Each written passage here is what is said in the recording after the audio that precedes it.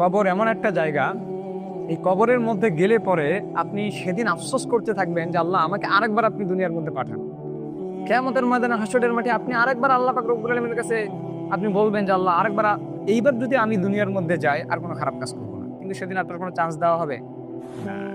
দুনিয়ার মধ্যে আপনারা যে পড়াশোনা করেন, এই যে পড়াশোনার মধ্যে বইটা খুললাম, আমারও এরকম হয় মাঝে মাঝে, বইটা খুললাম মনে হলো যে রেখে দেই, পরবর্তীতে পড়বো, আবার কালকে খুললাম পরে পড়বো এই পড়াটা। এইভাবে করতে করতে করতে যখন পরীক্ষার আগের দিন চলে আসে, তখন কি যে মনে হয় যে কি যে একটা পাহাড় নিয়ে আমি আজকে বসলাম পড়ার টেবিলের মধ্যে। কালকে যখন এক্সামের হলে গেলাম, এক্সাম হলে গিয়ে দেখি যে আমার একটাও কমন নাই। কেন? আমি পড়ি নাই।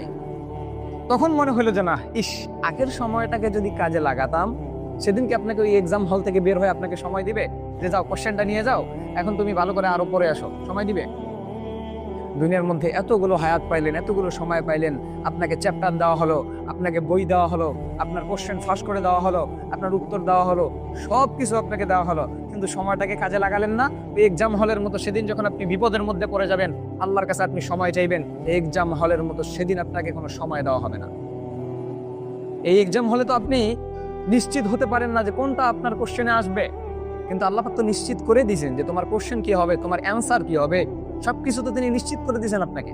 তারপরে যদি এই পরীক্ষায় যদি আপনি পাশ করতে না পারেন, আপনি বিশ্বাস করেন জাহান্নামের আগুন এত গভীর, এত গভীর, আপনি সেটাকে সহ্য করতে পারবেন না। আপনি সেটাকে সহ্য করতে পারবেন না। আপনি একবার মরবেন, আবার আপনাকে জীবিত করা হবে, মরবেন, জীবিত করা হবে, মরবেন, জীবিত করা হবে। আর দুনিয়ার মধ্যে আপনি সফলতা খুঁজতেছেন, জাহান্নামের আগুন সম্পর্কে আপনার কোনো ভয় হয় না। রব্বে কারীম যে তাকে ভয় করতে বলছেন, এটাতে আপনার কোনো দ্বিধাবোধ আসে না।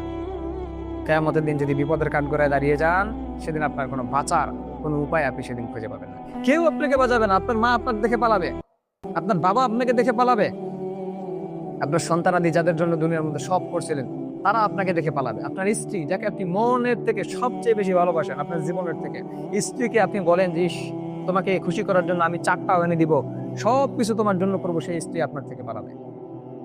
কি মনে করলেন আপনি? দুনিয়ার মধ্যে আপনি চাইলেই একটা জিনিস হয়ে যাচ্ছে, কিন্তু আখিরাতের ময়দানে সেটা সম্ভব না। দুনিয়ার মধ্যে আপনি আপনার স্ত্রীকে খুশি করার জন্য চাঁদ এনে দিতে চাচ্ছেন, আপনার স্ত্রীকে খুশি করার জন্য আপনি সবসময় চিন্তা করেন যে কি করা যাবে, ফুল নিয়ে যাব, চকলেট নিয়ে যাব, কি নিয়ে যাওয়া যায়, কেক নিয়ে যাব, কিন্তু একটা বার যে আপনি কখনোই চিন্তা করলেন না যে আল্লাহ পাক রব্বুল আলামিনকে আমি কিভাবে খুশি করতে পারবো। চিন্তা করি আমরা? কখনোই না। তাহলে আমরা কত বড় গাফিল বান্দা হয়ে গেছি, কত বড় ব্যাকুল বান্দা আমরা হয়ে গেছি যে আমরা রব্বে কারীম সম্পর্কে আমরা চিন্তা ভাবনা করি। তো আল্লাহ পাক রব্বুল আলামিন আমাদেরকে হেদায়েত দেন।